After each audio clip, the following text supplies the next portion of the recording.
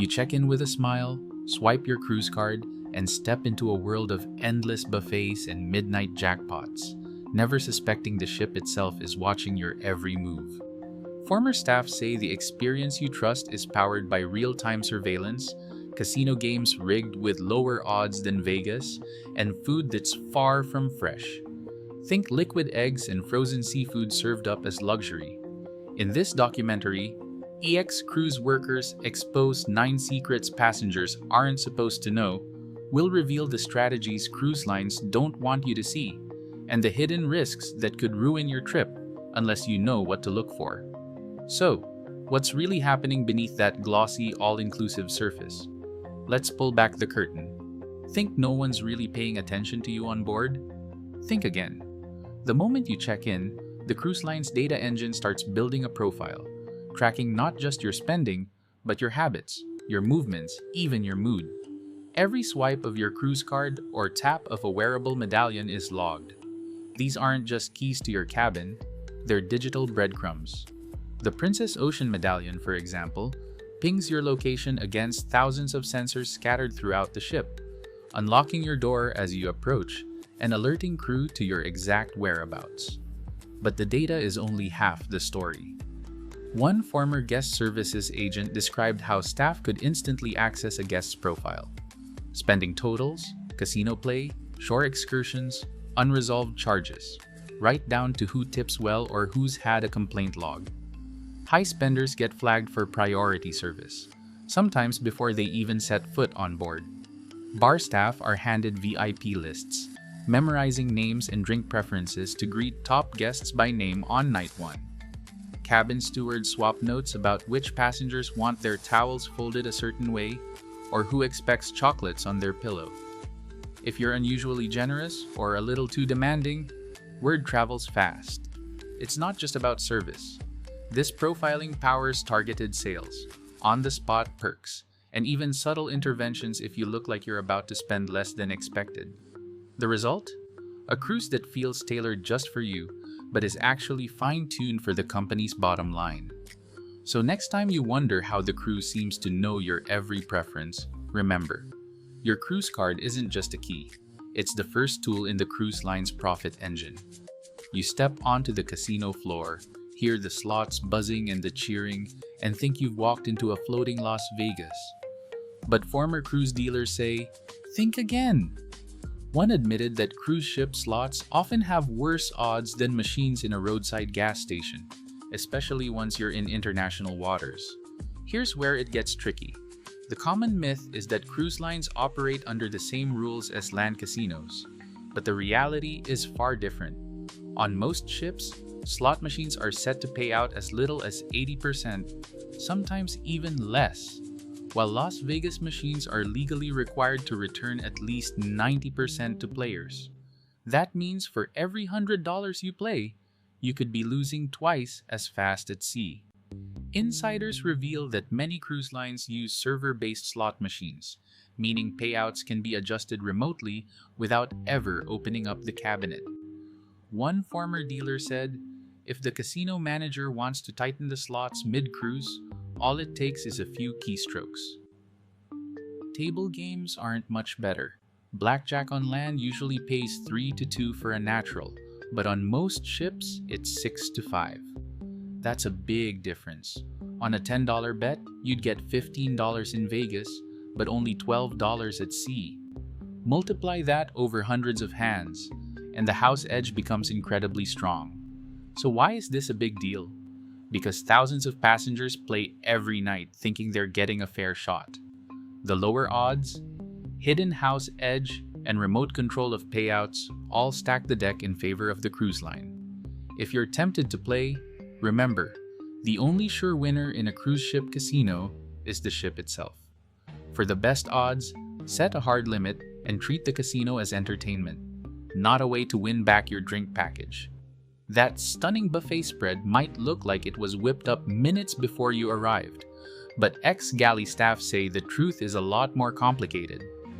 Feeding thousands of passengers every day means cruise kitchens depend on industrial-scale logistics, and that means a heavy reliance on frozen and processed ingredients. The seafood station? Most of it arrives aboard in vacuum-sealed bags, packed in ice, and stored in deep freezers for weeks at a time. Even the lobster tails and shrimp cocktails that headline the gala dinner are often flash frozen at sea and thawed in batches the night before service. Eggs are another open secret.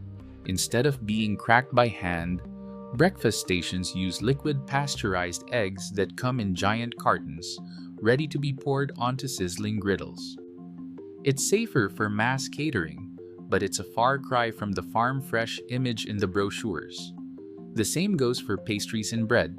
Those croissants and dinner rolls are often baked from frozen dough, pre-shaped and ready to rise, then finished off in the oven to give that just-baked aroma as you walk by.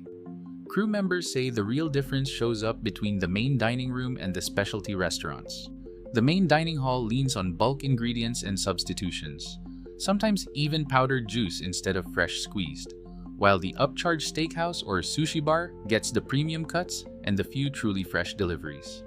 With food costs averaging about $15 per person per day, cruise lines have to stretch every dollar. That doesn't make the food unsafe or unappetizing, but it does mean the fresh promise is mostly about presentation. If you want the best quality on board, insiders recommend booking a specialty restaurant and asking staff what's actually just come in from port. You've booked that dream excursion, swimming with stingrays, zip-lining through the jungle, or wandering ancient ruins. But what most passengers don't realize is that the cruise line isn't running these tours themselves. The vast majority of shore excursions are handed off to third-party operators, companies that sign contracts with the cruise line but aren't actually part of its staff. One former operations manager described the process as a balancing act. The cruise company wants to offer a huge menu of activities, but they're not in the business of running a TV tours or glass-bottom boats. Instead, they negotiate deals with local vendors, and those vendors handle the logistics, safety, and staffing. Here's where the fine print matters. When you book an excursion through the cruise line, you're signing a waiver that limits the company's responsibility if something goes wrong. The liability clause, buried in the booking agreement, states that the cruise line isn't directly responsible for accidents, injuries, or lost property during these off-ship adventures. In practice, this means that if you slip on a hiking trail or get into a fender bender in a tour van, the cruise line will usually refund the cost of the excursion, but the rest is up to you and your travel insurance. There are real stories behind the paperwork. One ex-crew member recalled a guest who broke her ankle during a horseback ride in the Caribbean. The tour operator called for help, but the cruise line's response was limited to arranging transportation back to the ship and advising her to file a claim with her insurer. The local vendor's insurance was minimal, and the guest was left with thousands in medical bills. Even the ship won't leave without you guarantee only applies if you book through the cruise line's own system. Passengers who strike out on their own risk being left behind if they're late, and the cruise line isn't legally required to wait. So before signing up for that once-in-a-lifetime adventure, take a close look at the vendor's credentials and make sure your travel insurance covers third-party excursions. Read the waiver, ask questions, and don't assume the cruise company will step in if things go sideways. The best protection isn't buying the priciest tour. It's knowing exactly who's responsible when you set foot off the ship. Free champagne at the art auction, a complimentary spa consultation, an exclusive no-cost wine tasting. On a cruise, those perks are everywhere. But former crews say these gifts are anything but free. Each one is part of a carefully planned strategy to get you in the door and set you up for a sail. The art auction is a classic example. Park West Gallery, the company behind most at-sea auctions, pours the bubbly and fills the room with friendly chatter. But once the glasses are full, the pressure starts.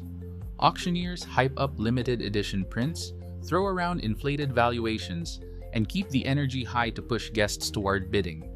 One ex-auction staffer admitted their commission depended on how many passengers they could turn from browsers into buyers, often for thousands of dollars on artwork most had never researched. The spa works the same playbook, just with softer music. That free consultation? It's scripted from start to finish.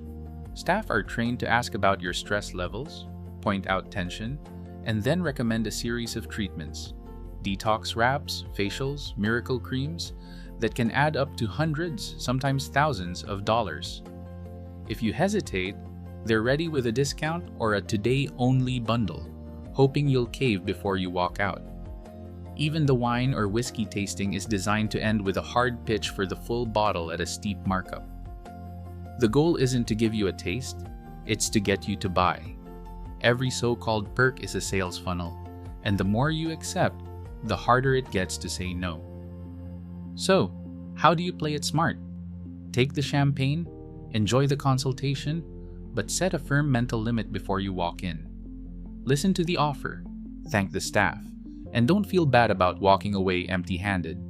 Remember, the real perk is keeping your wallet closed. You might assume that if your wallet or a piece of jewelry goes missing on a cruise, security will spring into action. Cameras checked, culprits tracked down, justice served. But former operations insiders say the reality is far less dramatic. Federal law only requires cruise lines to report thefts above $10,000. That means if your missing item is worth less, even a $9,000 watch or a handful of electronics, there's no obligation for the cruise to involve the FBI or make any public report. Most thefts at sea fall well below that line, and so they're handled quietly, in-house, and almost always out of sight. One ex-security officer explained that the first step is always to check the internal logs, then review nearby cameras, if there are any. But with hundreds of cabins and limited coverage in hallways, many cases hit a dead end. Unless there's clear footage or a suspect caught red-handed, the official response is often just a gentle suggestion to double-check your bags and file a travel insurance claim. Crew are trained to keep things calm and discreet, steering guests away from public accusations that could cause panic or bad reviews. The goal isn't just to solve the case, it's to protect the brand and the vacation mood for everyone else on board. This approach isn't about ignoring crime, but about managing perception. The cruise line's top priority is avoiding headlines or a sense of danger that could scare off future guests. As one former guest services manager put it, if it's under 10 grand, it's not a crime we have to report, it's a customer service issue. In practice, that means most reports of missing items are quietly logged, sometimes compensated with onboard credit, and then left to fade away. Security teams do what they can, but without the threat of outside investigation, there's little incentive to dig deeper. So, how do you protect yourself? Keep valuables in the in-room safe. Don't leave electronics or jewelry unattended, and never assume that lost means found. On a cruise, the line between a minor mishap and a missing treasure can come down to a single number, $10,000. Anything less often stays below deck, out of sight, and off the official record. Just beneath the sparkling decks where passengers sip cocktails, most crew live in cramped windowless cabins, often sharing a shoebox-sized space with another person. Crew contracts typically run 6 to 9 months, with shifts stretching 10 to 14 hours a day, 7 days a week. No weekends, no real days off. One former housekeeper, Maria, described her first contract: an 8 by 10-foot cabin, 2 bunks, 4 roommates, and a single locker to hold her entire life. She worked 12 hours a day on her feet, cleaning 20 staterooms every morning and folding hundreds of towels each afternoon. For many, the hardest part isn't the work itself, but the isolation. Crew from dozens of countries form tight bonds, but homesickness and exhaustion are constant companions. Mental health resources are limited, and the pressure to keep smiling, no matter what, can wear down even the most resilient. Crew mess food is basic, often built from leftovers, and the only private time comes in the few minutes between shifts or on the rare afternoon when the ship docks and schedules allow a quick phone call home. Despite it all, many crews say the hardest thing is knowing that most guests will never see this side of ship life. The next time you pass a crew member in the hallway, remember, Behind every perfect towel, swan, and midnight snack, there's someone working long hours in a cabin smaller than most closets, far from home, making sure your vacation feels effortless. Your cruise card isn't just a room key or a way to pay for drinks, it's the backbone of the ship's control system. Every tap, every swipe, every time you wear a medallion or use your card, the system logs your location and spending in real time. On Princess ships, the Ocean Medallion connects to thousands of sensors and readers, letting the crew know not only where you are, but also how long you've been there, what you like to order, and even which activities you're likely to skip. For the crew, this isn't just about guest service. Housekeepers use handheld devices that alert them the moment your cabin is empty, so they can clean without disturbing you. Cabin vacancy alerts mean stewards are expected to move instantly from room to room, cleaning on the fly to maximize efficiency. Meanwhile, managers track how quickly rooms are turned over, how fast requests are handled, and even which staff members are upselling the most drinks or spa treatments. These operational dashboards tie guest behavior directly to crew performance, creating a constant pressure to keep up with the data. If sales in a certain bar dip below target, the system can flag it instantly, and staff know their quotas are being watched. Miss enough upsell opportunities, and you can expect a call from your supervisor. For guests, the experience feels seamless. For the crew, it's a never-ending cycle of alerts, metrics, and expectations. Every interaction measured, every minute accounted for. The next time your room is cleaned the second you leave, or a server appears just as you sit down.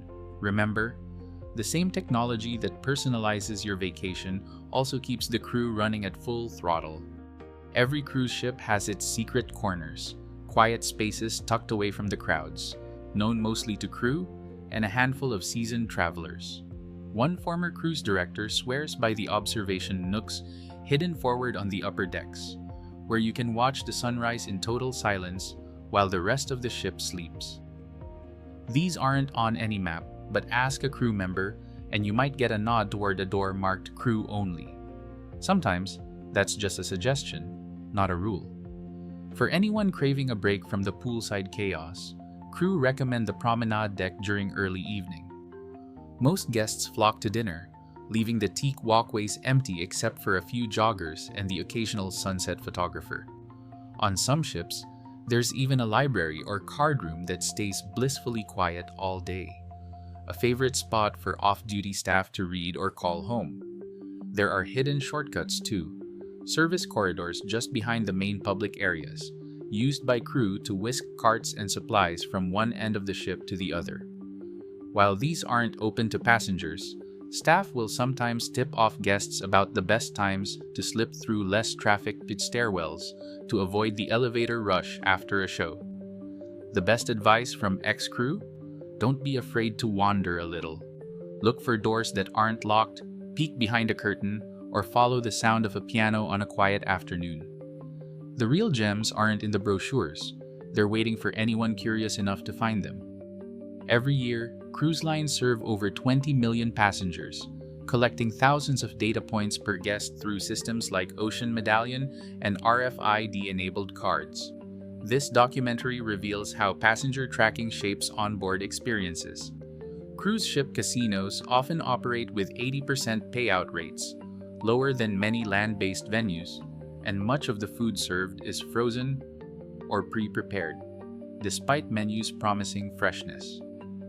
We uncovered how third-party shore excursions may leave travelers unprotected, and how free perks are designed to fuel onboard spending. Reports confirm that thefts under $10,000 are rarely escalated, and crew members can work up to 14-hour shifts in windowless 8x10 cabins. Yet, cruise operators keep certain policies and incident statistics undisclosed, including the full extent of staff monitoring and internal investigations. Today, cruise vacations remain shaped by systems prioritizing profit, safety, and control. What guests see is only part of the story. Much else happens below deck and behind closed doors. The facts are clear. Informed passengers can travel smarter, but many secrets stay locked within the industry.